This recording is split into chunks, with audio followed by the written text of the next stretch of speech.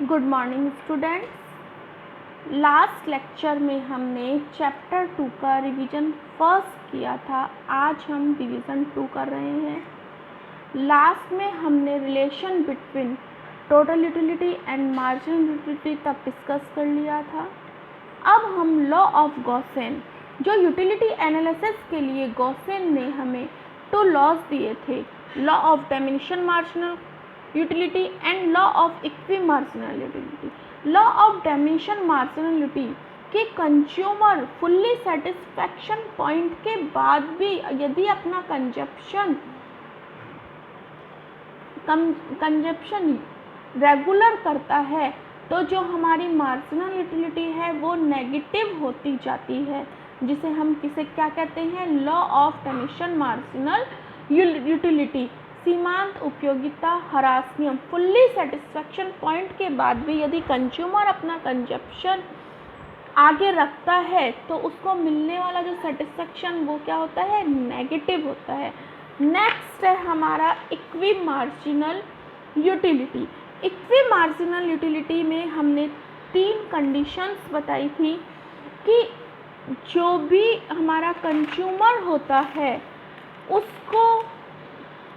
उसकी 3 कंडीशंस हमारी कौन कौन सी थी। और spending on extra unit of money the marginal utility drive should be equal for all, कि जो कंज्यूमर होता है उसको जो हमारी उसकी इनकम है उसको 2 गुड्स में इस तरह से डिवाइड करना होता है कि जो उसका एक्सपेंडिचर है वो इनकम से ज़्यादा ना हो।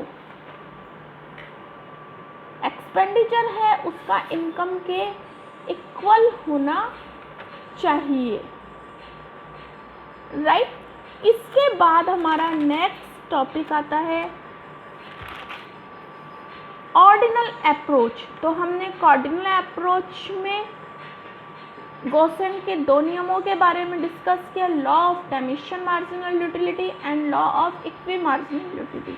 अब नेक्स्ट आता है हमारा ऑर्डिनल अप्रोच। ऑर्डिनल अप्रोच में हम क्या करते हैं, यूटिलिटी को मैथमेटिकल मतलब यूटिलिटी की जो गणना है वो आंकड़ों के डिजिट्स के रूप में नहीं करते हैं, बल्कि जो हमें यूटिलिटी मैक्सिमाइज करते हैं उसे हम रैंक्स देते हैं।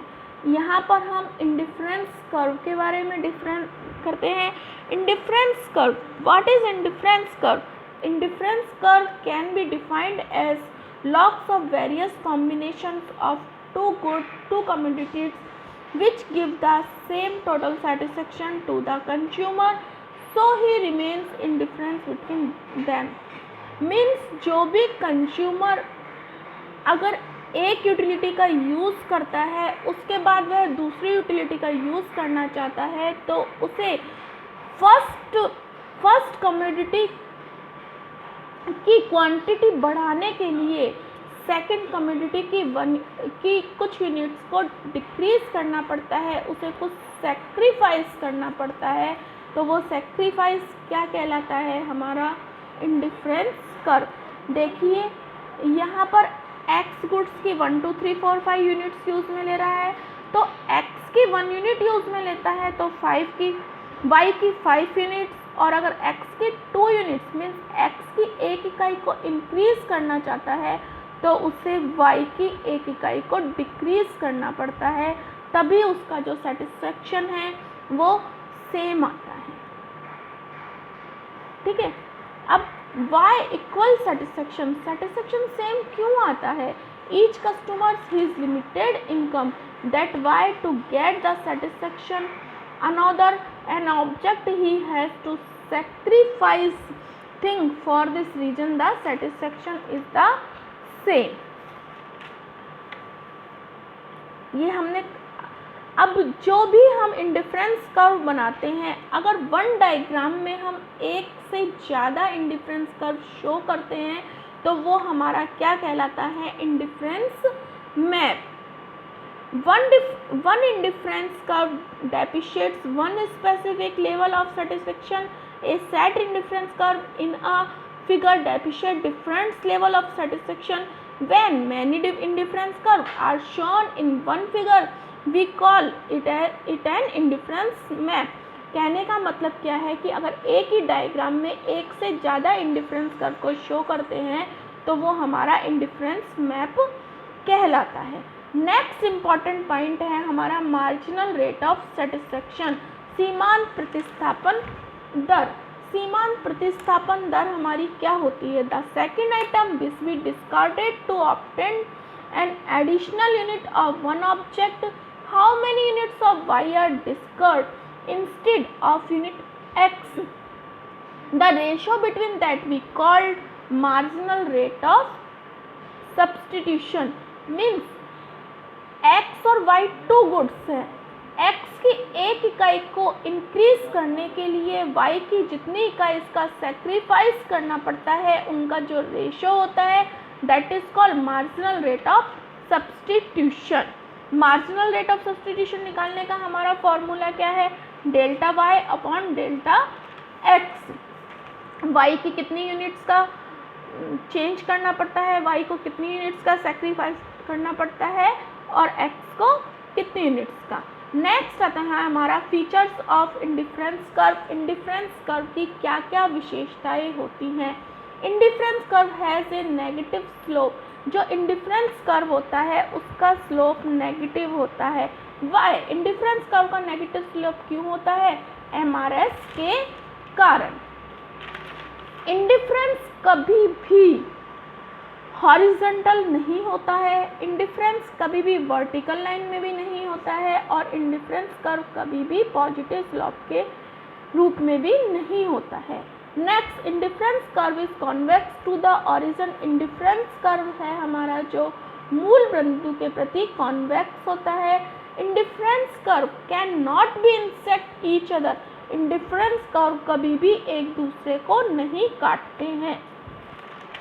Next, indifference curve can not be touch any axis. Indifference curve होते हैं वो हमेशा टू गुड्स के कॉम्बिनेशंस को शो करते हैं, इसीलिए वो कभी भी किसी भी एक्सिस को नहीं टच करते हैं।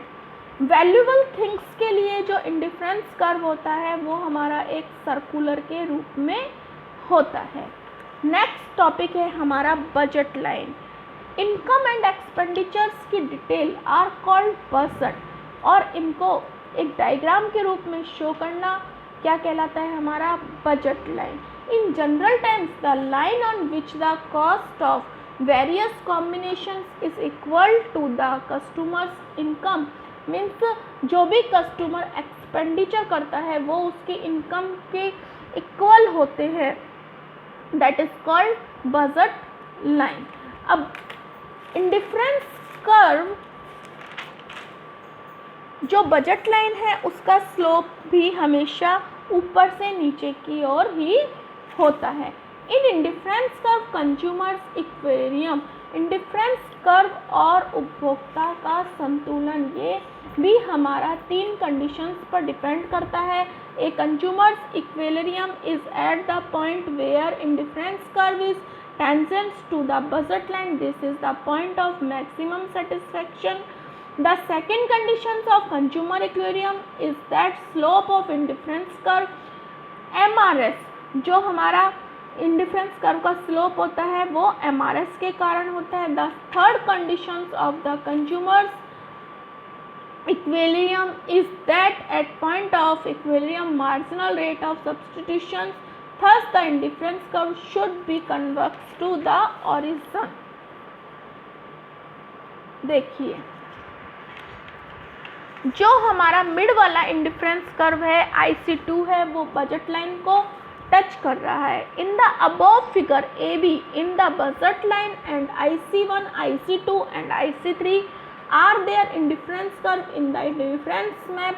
With the given budget line, a consumers can achieve the highest indifference curve IC2। जो हमारा highest indifference curve है वो कौन सा है? IC2। Touch the budget line at P point. The indifference curve is tangent to budget line and the other 2 necessary conditions are also satisfied on this point।